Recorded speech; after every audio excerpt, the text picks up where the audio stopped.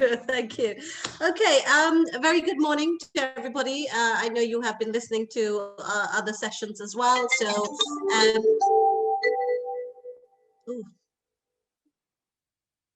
Anna, is that something?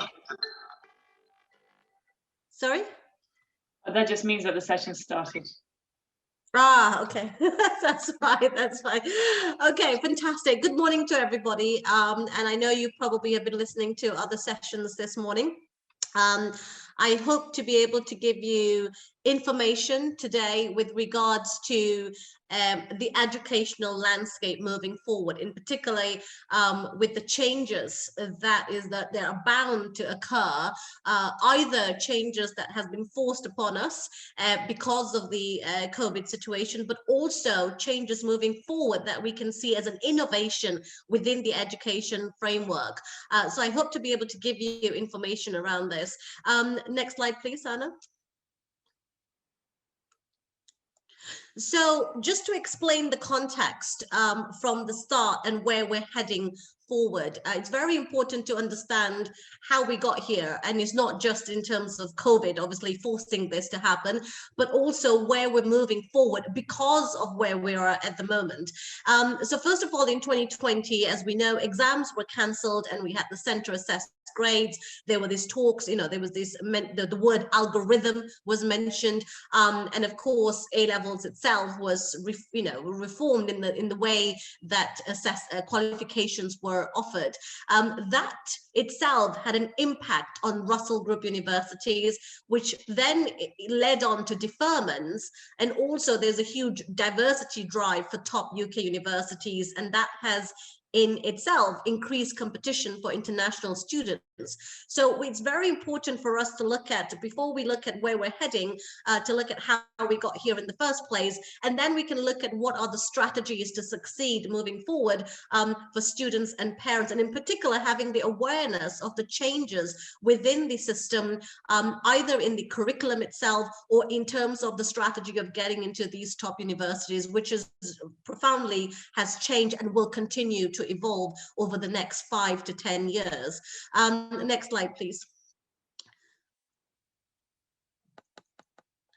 So a little bit about myself. I'm the Chief Education Officer at Oxford International College. I've been at OIC since 2017.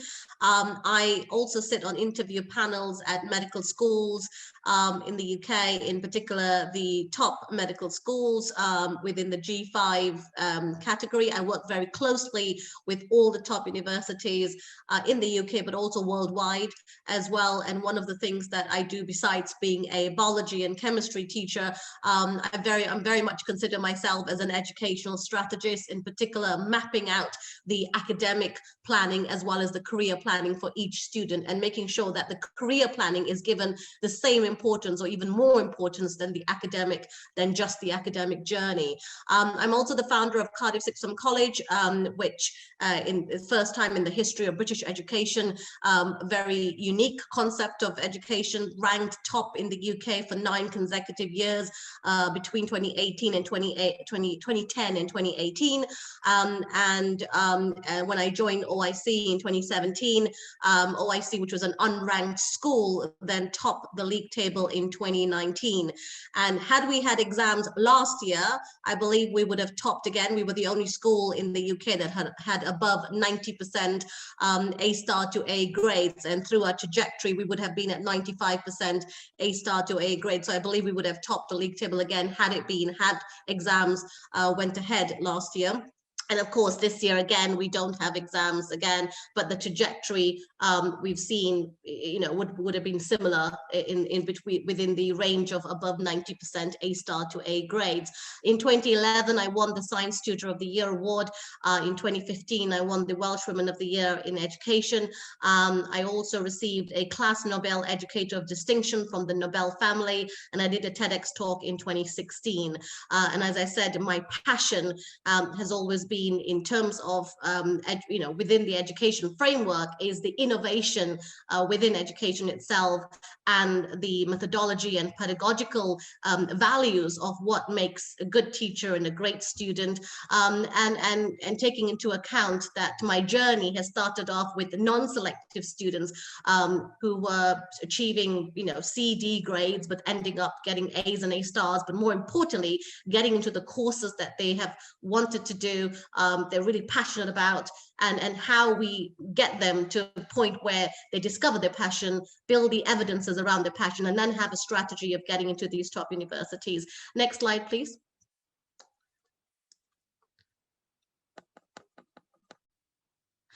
So in terms of my university admissions record, as I said, I'm a very proud teacher when it comes to teaching my subjects, in particular in chemistry and biology, but I take great pride in ensuring that our students have a degree of being able to, as I said, discovering their passion and then looking at building the evidences around their passion. And it doesn't matter what subjects they want to do. I've had students who've applied for from STEM subjects to anthropology, to politics, philosophy, and economics, we have a student this year applying for Oriental studies, and it doesn't matter what course and what subjects they want to go into. It's very important, however, to ensure that their career planning has equal or even more importance than academic, and the academic becomes a byproduct of that passion.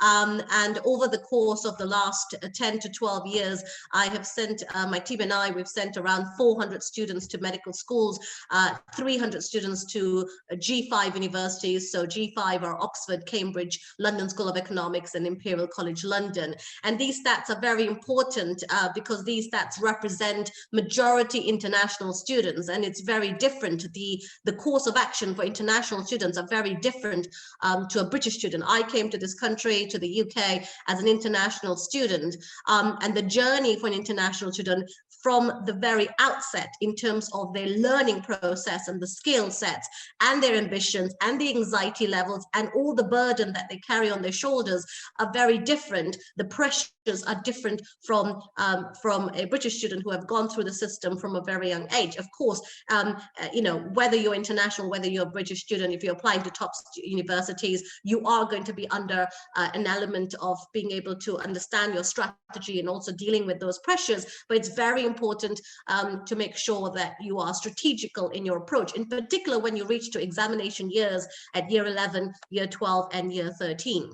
100% of my students have had offers to Russell Group universities in the UK, and students who've applied to Ivy League institutions in the US. We've had my first ever student that I had assisted to get into university in the US had an offer from Harvard, and we've had many students who have gone to Ivy League universities in the US, and also globally as well, so top universities around the world. Again, the getting into university, it's more like a lifestyle choice, but it's very, very important that equally we're also making sure that students are defining what course they want to do, making sure that they have a really good application, but more important than any of this is that they end up being very strong individuals. Resilience and grit is what you need to be successful in any walk in life, and that is the journey, and that is the pedagogical and the methodology that we're working towards. Most of my students would not have been able to get into these top universities had they been in any other institution in a traditional setting, because they would have never been given that opportunity or being encouraged to try to apply to these universities. It's the courage that really matters, and that courage comes with resilience and grit, and that is key to success for all my students, and that's what I'm very highly passionate about, and that's why the system works regardless of, in most cases, my students' previous academic backgrounds. Next slide, please.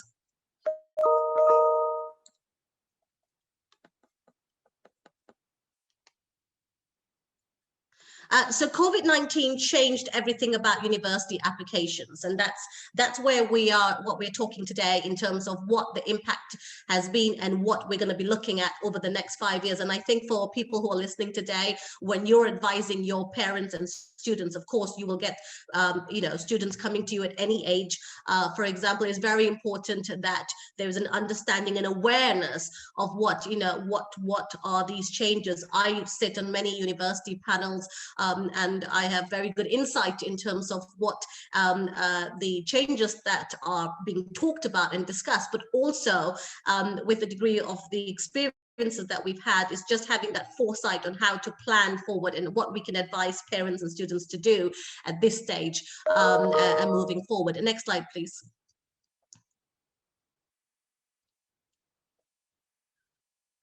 So it's very important to understand that last year we had the center assessed grades. This year it's called teacher assessed grades. So last year with the center assessed grades, these are the grades which schools and colleges assess students are most likely to have achieved if exams had gone ahead. And these were called calculated grades, and the grades were based on the UK Office of Qualifications algorithm. So that is the process that started off with the algorithm that they set out to be across all the schools. Nearly 40% of A-level final grades were downgraded from center assessment grades. So the center assessment grades were given by schools. The calculated grades were then calculated by the exam boards using this qualification, using the off-call algorithm to be able to provide students with their qualifications. And we obviously have all read the news about how bad that went with regards to the algorithm, but it's very important to understand that there are other matrices that can be applied when it comes to calculating, defining qualifications. And that is one of the things that moving forward, there's going to be discussions around how assessments are done. And there's going to be changes around that moving forward, no doubt, because this system has shown that it could evolve. But what was important is to ensure that the grade inflation doesn't affect us as it has done last year. And this year, again, it's predicting to have another set of grade inflation. Next slide, please. So how did the algorithm work? So UK students were not able to sit exams in 2020 as schools were closed, and A-level students were given grades by the official exam regulator Ofqual, and that applies the same for GCSEs as well as CIE exams, international A-levels and international GCSEs around the world in 2020. For each pupil, teachers were asked to supply an estimated grade, and there was a ranking compared with every other pupil at the school with the same estimated grade. And the ranking and the school, based on previous track record of the school in terms of each subject, they were then put through an algorithm using a mathematical procedure with the idea that the grades this year would be consistent with how schools have performed in the past. Of course, that is taking assumption that school would perform exactly the same as previous, and no individual performances were taken into account. It was based on simple ranking. I mean, there were students who were, given A star, and for some reason the algorithm calculated from an A star to a C or to a D even. I've heard of cases going from A star to U, and that's how bad the algorithm was utilized last year. Next slide, please. So what happened as a result? Due to the algorithm's design, many students received downgraded A-level results. So if any student in 2017 to 2019 had received a U failing grade in a subject, the algorithm then awarded the 2020 bottom ranked student a U, regardless of what the student's actual accomplishments were. And that became a problem because that prompted criticism from schools, parents, and students. And that is why on 17th of August, the government then dropped the whole scheme into a policy U-turn. So what meant with that was everybody then had the center assessed grades, which were the teachers' own assessments. Now, it's very important. I know we probably have all read this in the news and are aware of what happened last year, but it's important to understand that that has now led to student displacement in terms of displacement numbers at top universities. Overall inflation was 1.2% for A star, 2.4% for A star to A compared to 2019. And again, we're predicting similar inflation this year or even more, because there are this year we have more of a fluid system, and because of the fluid system, and the exam boards have yet to determine how they're going to test the quality assurance, we're actually expecting a higher inflation rate, which means that student displacement numbers, in particular for international students and competitive courses, are going to be further displaced over the next 2 years. I believe that the reset in terms of student numbers will occur in 3 years' time, where we go back to how it was before. But this 3 years, it's going to be really tough in terms of student numbers at these top universities, in particular for competitive courses. Next slide, please. So what is happening this year? So in 2021, exam boards were also cancelled. The same for international CIE exams as well. In the UK, I know CIE are still conducting exams in some parts of the world. I know in some areas, some countries, they have cancelled it, but in other countries they have kept the CIE exams, the international A-levels and international GCSEs. In the UK, as we know, exam boards have cancelled the 2021 exams. We're still waiting for the exact process, although we've already had some clarity from Office of Qualification in terms of what they're expecting it to be, and it's literally teacher assessed grades. So instead of calling it the center assessed grades this year, they're calling it teacher assessed grades, because there will be no algorithm applied. So the burden of the duty has now been passed completely to the teachers, and the problem is with the quality assurance lacking in those policies, there's going to be again another grade inflation.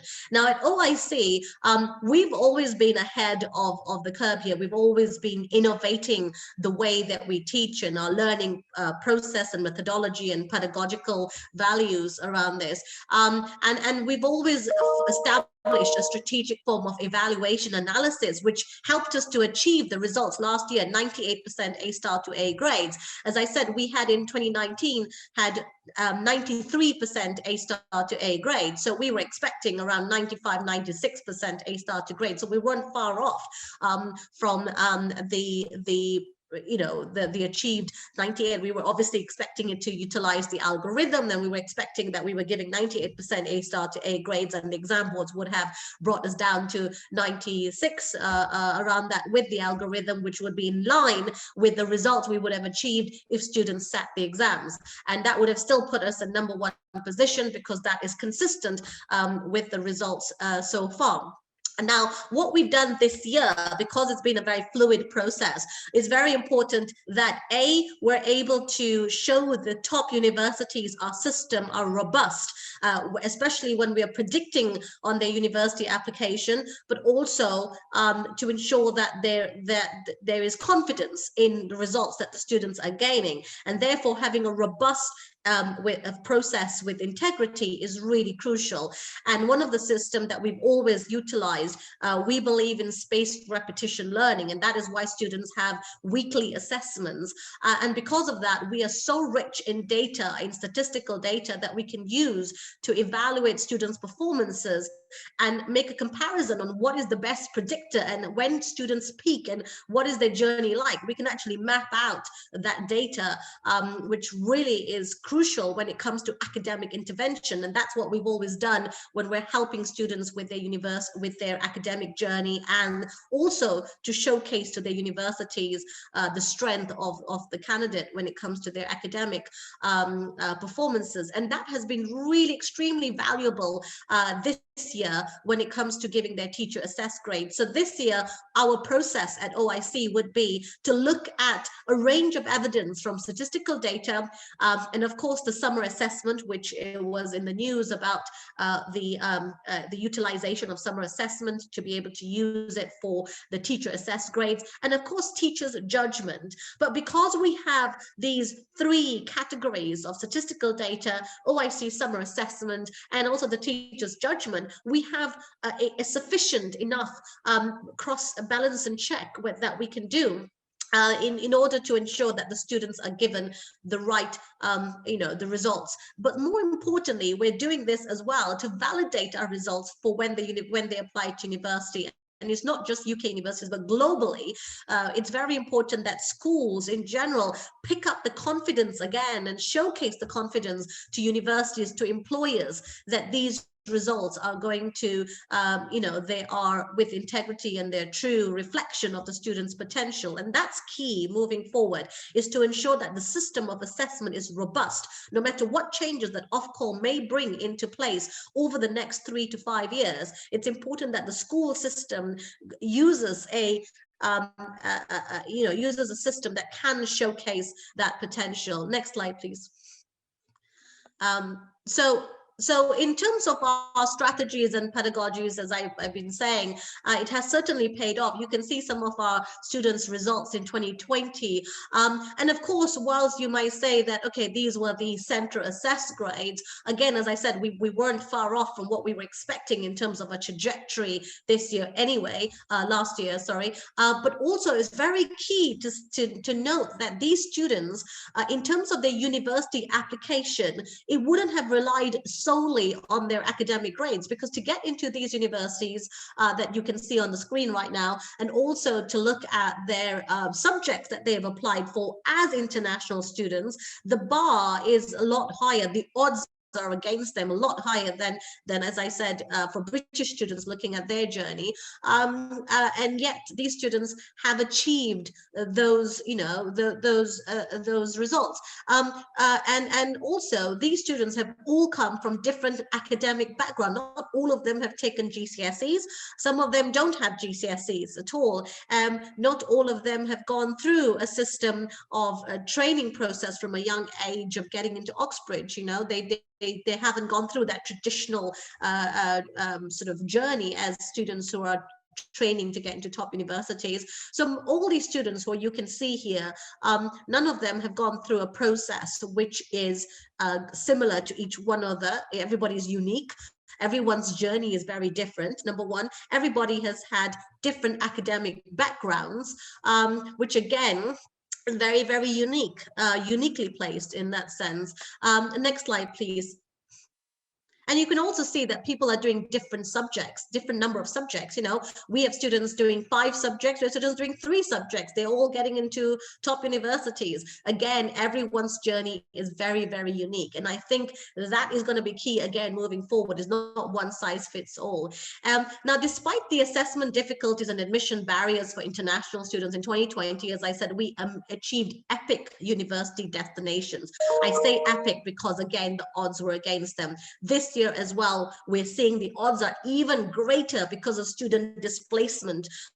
In terms of the numbers are displaced. I mean, some universities didn't even have any places for medical courses this year, and yet our students are getting offers to top universities. Again, it's because of the process of the ability to validate their results have been extremely useful to us.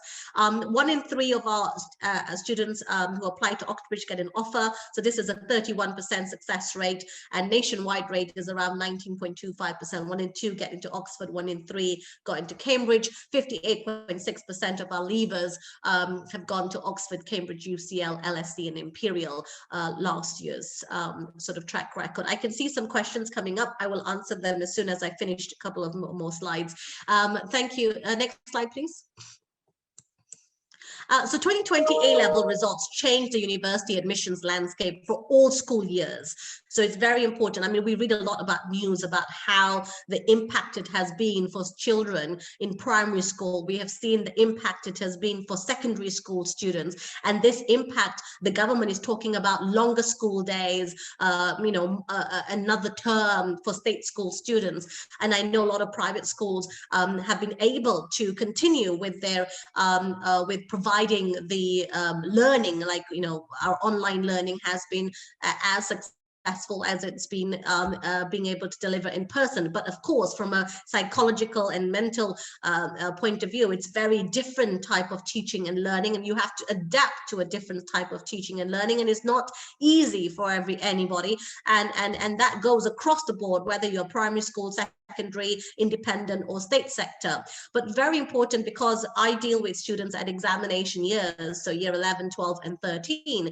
By the time we have students who come to us, they have already, to a certain extent, have discovered, have got their learning habits, and they've got their, aspirations to a certain extent. So it's very important to understand for these students, for the examination years, how they can prepare in terms of the admissions landscape landscape moving forward. Of course, this doesn't necessarily is similar for students, for the impact that it has been for different type of schools and students from all around the world. But it's very important to understand the change in the landscape of the curriculum and the changes in terms of universities as well. Next slide, please. So last year, all of the UK's top universities admitted more students than they were expecting. 24 of them, including Oxford and Cambridge, have said that they need clarity regarding this year's grade. And that is why this year, as I said, because of student displacement, less offers were made this year than any other year in the history of British education, because universities have been concerned with grade inflation. The level of grade inflation obviously has an implication for universities' admissions and course capacity. And as I said earlier on, this is an impact that we're going to be seeing in the next 3 years. And that's why it's very important to have an awareness of the impact and then look at the strategy and then how we advise our students and parents on what they need to be doing. Next slide, please.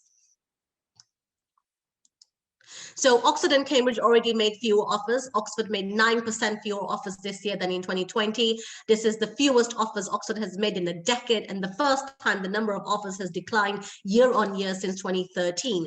Cambridge also introduced an oversubscription clause to its offers, allowing it to withdraw places if too many students met its entrance criteria. And similarly, some of the other G5 universities are also looking to introduce oversubscription clauses.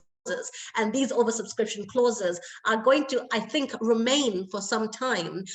So the impact of this whole situation is going to be a change in policies moving forward.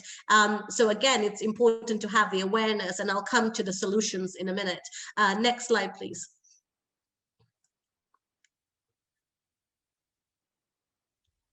The other thing to bear in mind is the 2021 applicants face competition not just from their own cohort, but also from the 2020 deferred entries. And again, because there's been no exams this year, we're going to probably see another year. It's going to take 3 years before the reset happens. And that's why there's been the deferred entry. And as we know, deferred entry is basically taking a year out before you start your university course.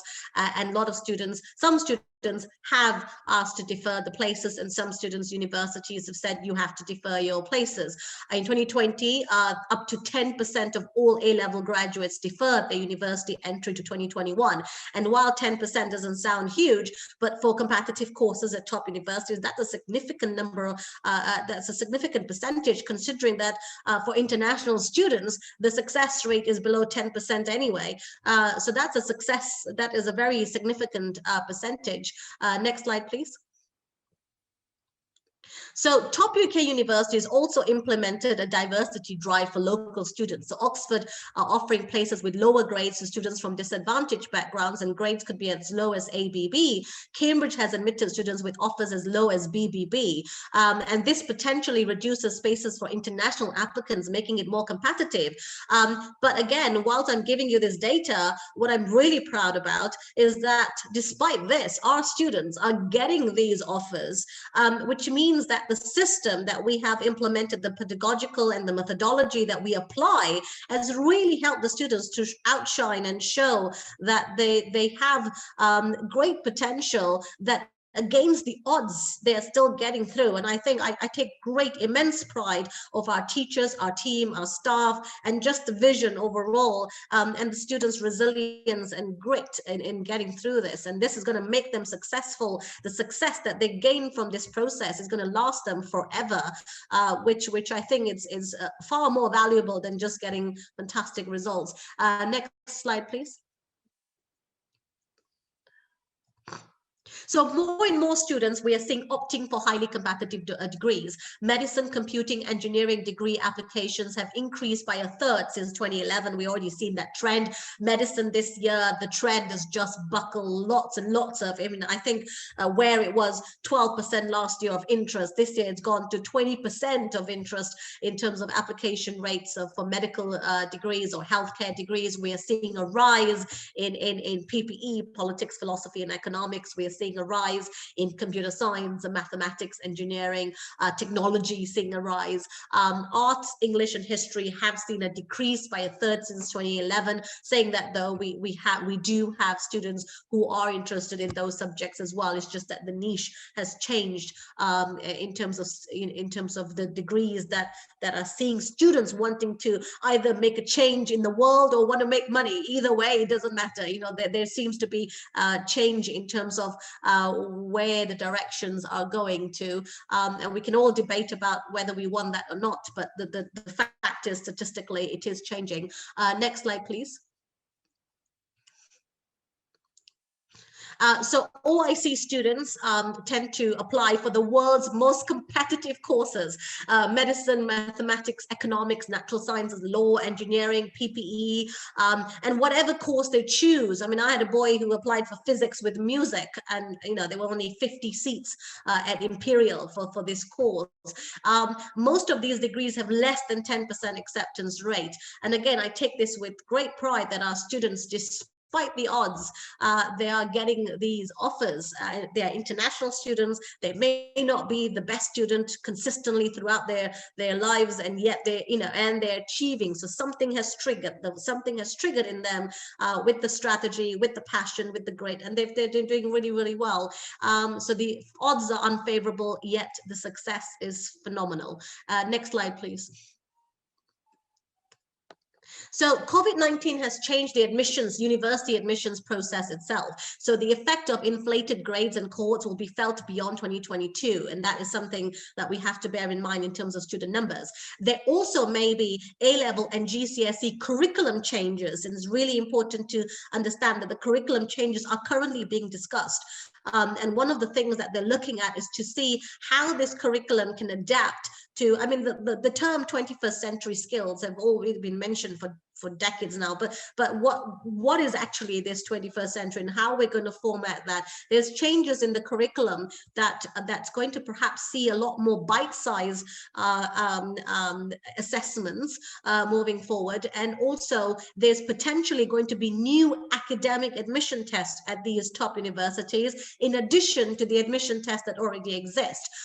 But there could be new academic admission tests. The admission tests currently are more reasoning ability, but there could be a lot more subject specialist admission tests which are going to be marked by the universities directly. So that is a change that is being discussed. You know, so there are two major changes that are being discussed: is the curriculum change and the academic admission test. There's less certainty about the value of grades, which means there's more value placed on personal statement, references, internal admission tests and interviews. In particular, for the next 3 years, there's going to be more emphasis on these areas until the new curriculum is defined and understood. There's going to be more emphasis on admission tests, interviews, and so on. So the key is going to be the super curricular activities that students do rather than just the academic journey itself. So that's going to be key. Universities may make offers after results are achieved and not just based on predicted grades. And that's key because in 2023, they're looking to change the university process so that offers are given after they're achieved. I mean, UK is one of the very few countries in the world where they make offers based on predictions. Most countries make offers after results are, and that's where I think UK is going to be moving towards. Next slide, please. So get ready for a new learning and teaching strategy to succeed. So I'm going to talk about what are the solutions moving forward in this respect. Next slide, please. So critical path to success is very important, again, to remember what has always been core to critical path of success. And these are university admission tests, university interviews, and then pre-offer matrix. So 1 + 2 + 3 gets you the offer, and then you have to meet the conditions of your offer, which will be your A-level results or IB results. So this critical path to success remains the same or even greater weighting than ever before. So admission tests and interview, equally weighted, are going to be really highly looked at when it comes to applications to top universities. Next slide, please. So again, these are things that students will have to continue to sharpen their core skills, and that those are commitment to your subject, knowledge beyond the A-level syllabus. They must have the right personality for the course. This is what I call the discovery process. So if you have students coming to you at the age of 14, 15, it's very important that the career planning is given equal importance. We have now started career clubs that we're doing in Russia and Thailand. We're also looking to do in Hong Kong. And these career clubs are important to give the students a sense of focus and also a sense of passion there, not just because at the moment we expect students to know what they want to do through a process of absorption or osmosis. And that doesn't happen in reality. In reality, students need to be given some defined set of framework to be able to look at what career planning they need to look at, not just looking at schools, not just looking at their academic trajectory. So career planning is key, and I don't mean just having career counselor in the school, but a career planning that is on par with the academic learning. One of the things that we do at the college is that we give the same importance, we give the same amount of time. We look at specialist careers, mentors. We use it as like we have life coach, we have career coach. Is exactly the same thing as we deal with sports. We have sports coach, but we don't do it when it comes to career as much. And that's why we give the same amount of time as we would do in an academic subject to a career subject, regardless of what the interest may be. I have seen students changing from medicine to engineering to, I have students changing from economics to maths and statistics because they want to do investment banking. I have seen students lots and lots of different changes, and that discovery is important. That flexibility is important, but it's also important to make sure that the younger they start. I mean, if I had a school from year 7, I would love it, because there's so much career element that we can put into the curriculum that could build into their aspirational learning journey. So the next thing will be the personal statement and references. Of course, that is going to be, that core is going to be still remain. And of course, excellent academic results if you're aiming for top universities, because again, you are competing. But like I said, there will be changes within the curriculum, and that will define the new rigor of assessments moving forward over the next 3 years in particular. In the next 3 years, like I said, the weightings on admission tests and interview is going to be greater. And then within this 3 years moving forward, there'll be changes within the curriculum and changes within how we assess as well. Next slide, please.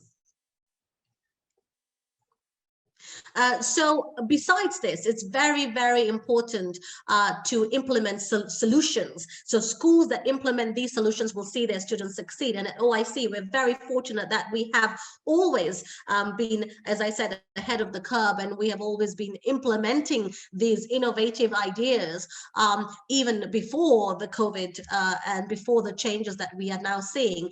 So one of the key areas is mastering new teaching techniques, active recall, retrieval learning, spaced repetition. These are buzzwords that probably you've seen on YouTube or you've seen elsewhere.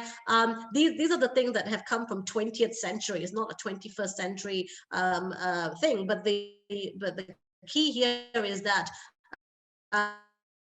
most schools don't apply it or they don't do well in it, and that's the difference, because these ideas, these pedagogical ideas have always existed, but how do you actually put it into a framework and how you connect the dots is what matters, and that is what we do best. And one of the things that I love about our system, whether it's active recall, teaching the students to have the ability to be able to learn in a different way, and that also helps them with their critical thinking skills, but then when you combine with retrieval learning and you combine with spaced repetition from the assessment point of view, from the teaching point of view, all those dots connects. And that is why we have students who, I've had a student who started off with C grades when they first started their ASs, their first year of A-levels, and they ended up getting A stars and A's. That trajectory can only happen if you have the right academic interventions.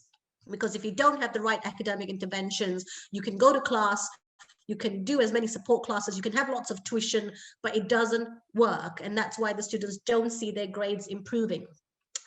And confidence is contagious, you know, and I've seen many students who started off. I had a boy from Albania who, when he first started off, he was getting very poor results, and he ended up not just being the best student in the college, but also went on to Cambridge to study engineering, and on top of that had full scholarship as well given by Cambridge. He was only 11 students around the world are given scholarship by Trinity College, and 2 out of the 11 for that year were my students. And it's fantastic to see that both of those students didn't have a journey of being consistently top all their lives, because, you know, international education is very different.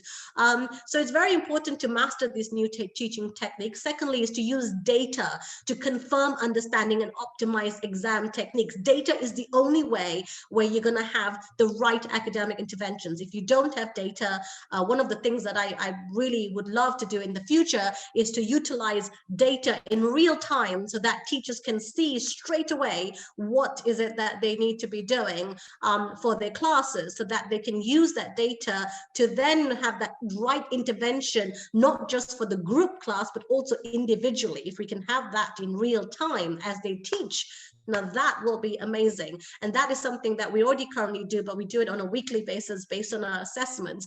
But if we can do it every hour of the lesson, that makes learning more impactful and effective, because learning at the moment is not impactful and is not effective because the kids are probably only learning 20% of their class time. And that is why there's a high degree of anxiety when it comes to how much they have to learn, how much they have to work, in particular now because of the pandemic, of the disruption that's going to cause even more anxiety. So we need to make learning more impactful. We have to use every hour, every time. We do that for our staff when we come to industry professionals, and we need to do the same for teaching, because otherwise teaching remains to be the same as it's been in the last 50 to 100 years.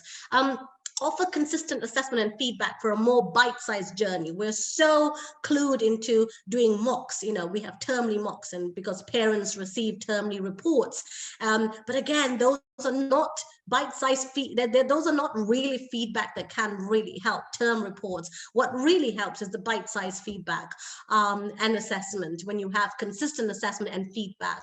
And use technology. The schools that are going to be using technology to modernize student experience are the ones that are going to probably succeed moving forward with the changes within the curriculum and the university destinations as well. In particular, when you're looking at international students applying for competitive courses, you can take a snapshot of the QR code. I have done some videos that explains more detail about these things that I've just talked about. If you want to watch those videos, by all means, it's on YouTube, but you can take a QR, this code here. Next slide, please. So in terms of students, what are the solutions for students? Again, it's going to be mainly the attitude sort of thing. So obviously the growth mindset is very important, and having a school that provides the framework for growth mindset is crucial. Adaptability is just as crucial as intelligence. Learn the process rather than get the answers. Be a problem solver and a problem finder. Career and academic planning should be given equal importance, as I've been saying, and adapt new learning techniques from a young age.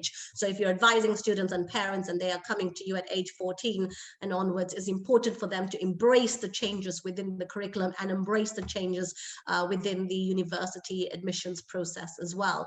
Next slide, please. So strategy is more important than ever. As I said earlier on, besides being a teacher, I'm an educational strategist when it comes to planning, career planning, and academic planning. So strategy is more important than ever. Next slide, please. So just to, again, OIC top in the league table, as I said before, 2020 we had 98% A star to A grades, 100% A star to B grades. 2019, when the student did take the exam, there were 92% A star to A grades, 99.3% A star to B grades. I am very proud of the fact that 2 of the school, one I founded, and second, I became a change agent.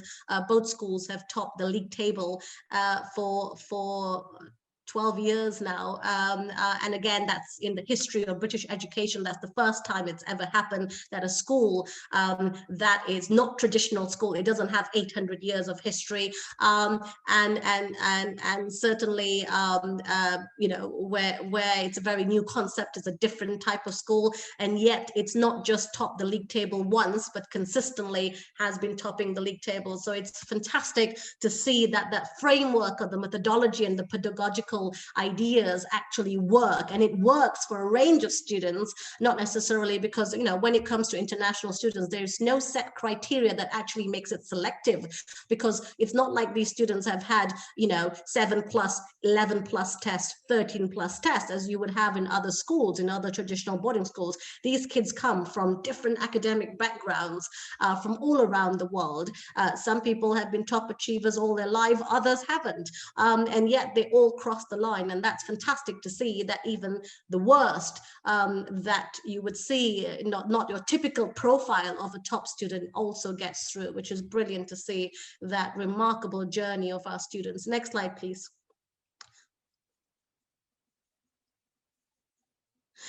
So the 3 pillars that makes us very successful is an integrated curriculum. It's not an ad hoc, but integrated curriculum. Is the academic excellence, of course, having the best teachers who are passionate about what they do, but also making sure that there's the career element, the career clubs. As I said, the career planning is very important. It's basically curriculum for life. Career is basically, you know, you might see it as career is just like having a career counselor, but actually it's curriculum for life, and that is what's missing. We do not combine curriculum for life with the academic, because we're either interested in academic or we're interested in extracurricular, whether it's sports, music, and arts. Extracurricular are important, but where does the discovery of oneself happens for a young child who are going through lots of changes in the world, you know, and they're so used to, they are a lot more aware of what's going around them than perhaps I was aware when I was growing up.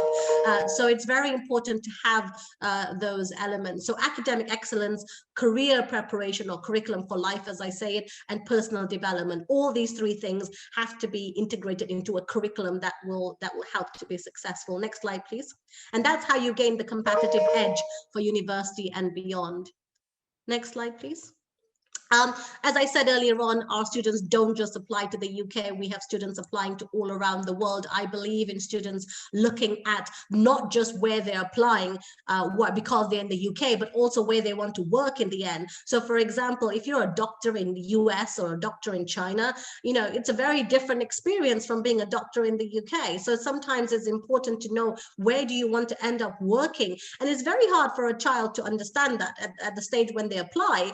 But this is where conversations with parents is important, but also, you know, giving the option to keep it open. I mean, I've had a student who did mathematics degree at Cambridge, went to do a master in computer science in Imperial, then got a scholarship to study MIT, and now is working for SpaceX, you know, and it's fantastic to see his journey. But that's because there was some planning out and mapping about what not just happens after school directly to university, but a mapping of at least the next 5-10 years. And of course, plans evolve and change, but it's nice to have that mapping out, that strategic global pathway. But also when it applies to scholarship, when students apply to scholarships as well, there's so many scholarship opportunities.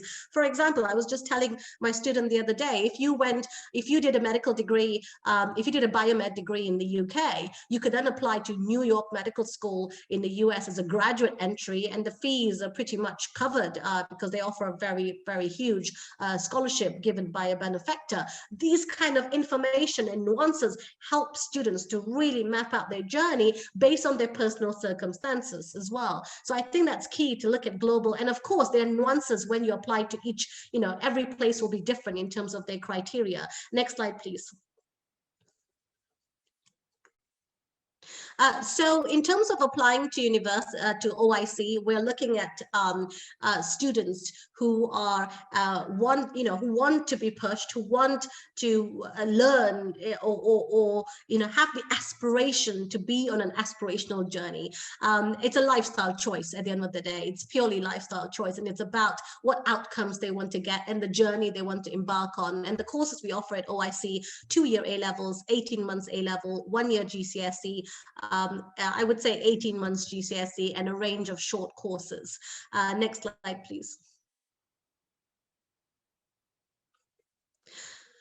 So if the admissions process, we're looking at students, as I said, who are aspirational, who want to be on an aspirational journey, and that is their aspiration. It doesn't matter which university they want to go to. I mean, at the end of the day, we give the platform and the opportunity to us students. Instead of discouraging them, we give them the courage to apply to G5 universities. I mean, all my non-medical students, for example, they all apply to the 5 top universities, because I know that if they don't get into the top 5, I know they will still get into a university in the UK, either through UCAS Extra or through clearing. So there's no harm in applying to the top 5. And I always, for my non-medical students, they always get at least, out of the 5 options, they will always get 3 out of 5. The top 2 is the one that is the challenge.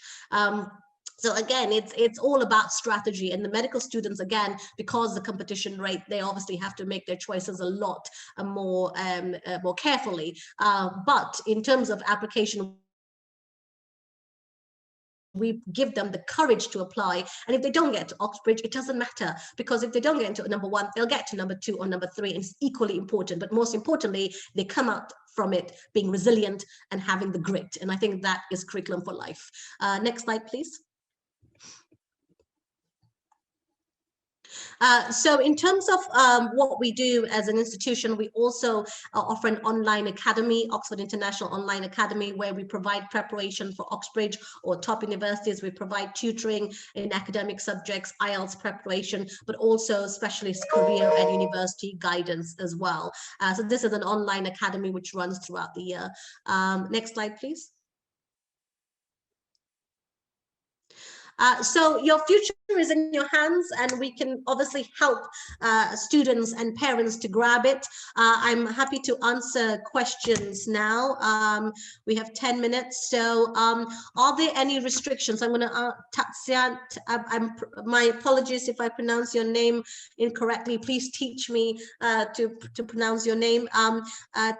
Tatiana, are there any restrictions for the international students aspiring to apply to UK medical schools? Example, citizenship is the requirement for the US medical schools. So there are no restrictions from a citizenship point of view when you apply to UK medical schools.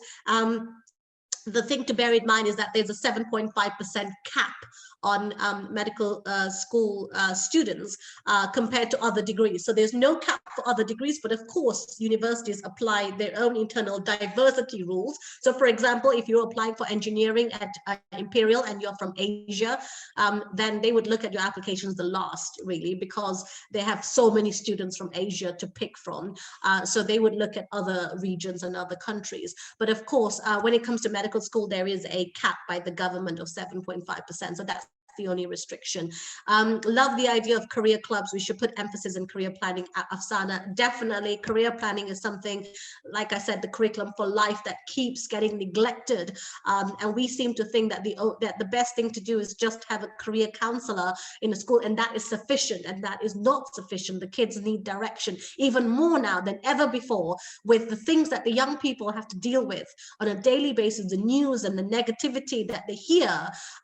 It's a lot for it's a different generation, and therefore we need to be able to provide them the platform to be resilient, especially children who come from families that are looking to go abroad and want to have great education. You need to give them a platform where they can excel and have the courage to try new things. Otherwise, you're going to get children who are just going to be dependent on their parents and the community and the society. Were there any other questions? I think it's two hands. So the two Right. people that raise their hands have now access to the unmute Okay. button. So if you want to speak up, please do. Yasmin, there is one in the Q&A box, which is Mhm. from Ivan Zadikov, Right. which says that he has a potential student for Oxford International College. She is thinking of Oxbridge King's College. It's a medical student, and Yeah. he asks, what subject would you recommend, and what strategy would you recommend for her if she's thinking of medicine at Okay, King's so or? if she's looking at medicine, chemistry is a must. You have to have chemistry, and of course biology comes with that. There are few universities that don't ask for biology, but very few, so chemistry and biology is a must. In my 20 years of career now, of sending 400 students to medical school, I think I've only come across 2 students who have not taken maths with chemistry and biology. So generally speaking, it's maths, chemistry, biology, and the 4th subject could be anything that you're good at. So it could be economics. It could be if you're good in maths, then economics. Otherwise, if you're good in writing, then it's psychology. Otherwise, it could be geography.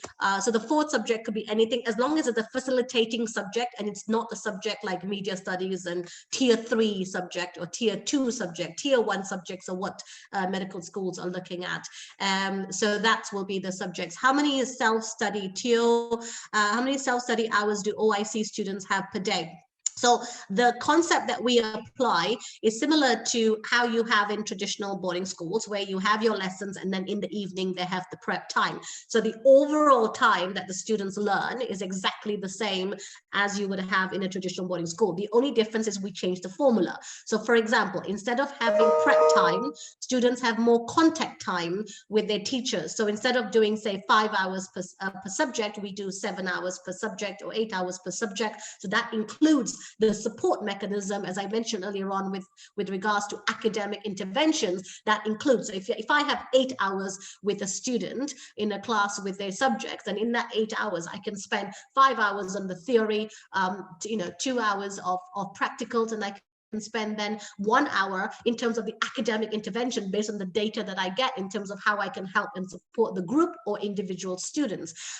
So that is basically means that the students don't have to do as much prep time because they utilize the contact time with their teachers. And in the evening, instead of prep time, we then have the career sessions with their mentors, specifically for the careers that they can choose which, they can be in a physical science group, they can be in a healthcare science group, or they can be in a social science group. So in terms of self-study hours, they do have free periods in between their lessons, so they can study then.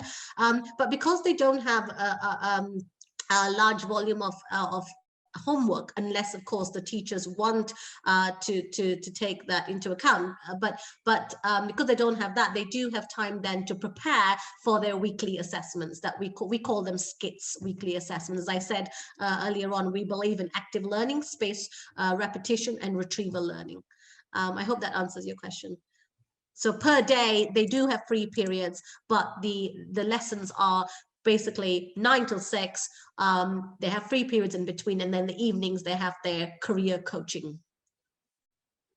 And they also have extracurricular activities as well. We have 30 clubs that ranges from sports to music to art to Warhammer Club. But these clubs are there for recreation rather than focusing on doing lots of sports and sort of tournaments or competitions. We focus on the supercurricular elements, and extracurricular is just there to make sure that they have a work-life balance, and they can do the other things as well in terms of hobbies and stuff like that. But really important is supercurricular. And what we normally find is students find it difficult in their first year, because especially in the first month, they find it difficult because the concept is very different. It's a unique methodology and pedagogical ideas. But then after the first month, they settled in quite well. Any other questions? I think we have a hand up from Newton. So Newton, if you wanted to speak up, that's the opportunity.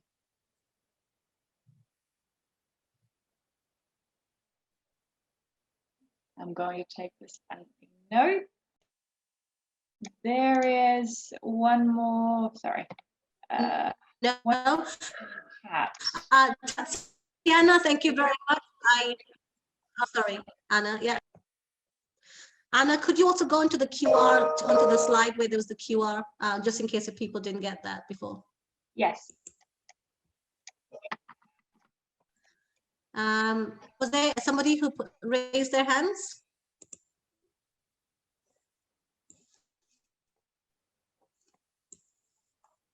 I think No? this, Okay, there's no? There was a question from Tatiana. Thank you for answering my question. You did pronounce the name correctly. Thank you very much. Any chance to extend a new online program for OIC you mentioned earlier on? Yeah, if you would like to get in touch, Tatiana, I can give you more information about that. I can get you in touch with a colleague who's running the OIC Academy. Basically, it's very flexible. We come up with a plan for your student, both from an academic plan as well as a university plan. And then you choose and pick, and we evolve based on the student needs. It's not group, it's on a one-to-one basis. We do have some group session, as I said earlier on, we do have career club sessions that we run as well, which is very useful in a group setting. And those are short courses. Anna has just posted a few things there. Brilliant. Are there any other questions? Anyone else put their hands up or?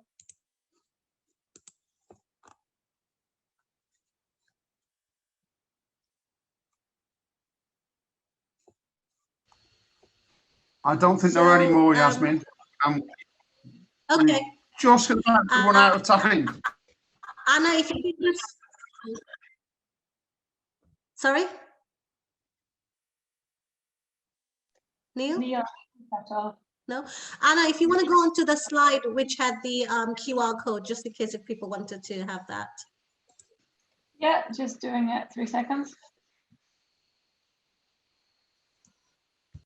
Thank you, Tio. Tio just said really inspirational. Thank you very much. I hope it is. And as I said in my talk earlier on, I'm really hoping to evolve and innovate further because I really feel that education is going to now move into the direction in evolution that has never happened before. And COVID, the pandemic has actually forced us into doing that, which in a way, if you look back, teaching is exactly the same as it was 50 years ago, and I'm looking forward to it being changed. I think it's great that we're going to see a new curriculum, and great to see things changing with the university admissions as well.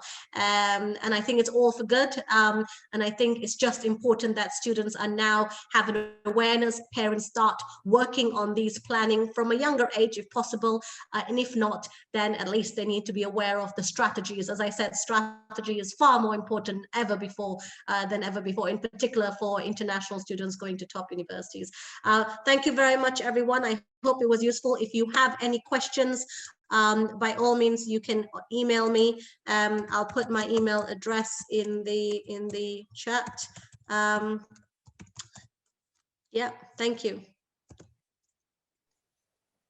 Thanks so much. Yeah. Thank you, Tatiana. Thank you.